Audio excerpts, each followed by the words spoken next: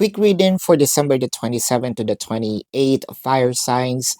I don't know what's with happening. Siguro, nagkaroon lang tayo ng leeway, no? Because of, okay, nung Pasko, no? Sige, mabait tayo.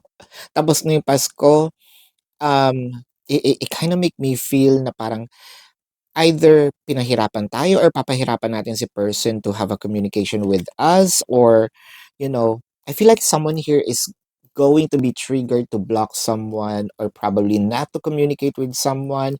One thing's for sure, there will be a pause. It will be a pause or pause again. Something here sort of nakante ang galit galit nyo, no? Fire signs, sumabog, no? Kapapas ko lang, ininis kayo, na-trigger kayo, pues, it felt like, di pagdusahan mo, no? Pagdusahan mo kasi ginalit mo ko.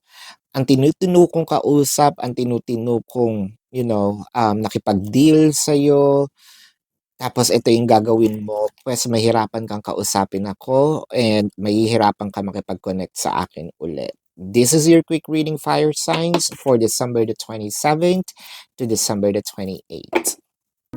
Predicting future isn't my purpose.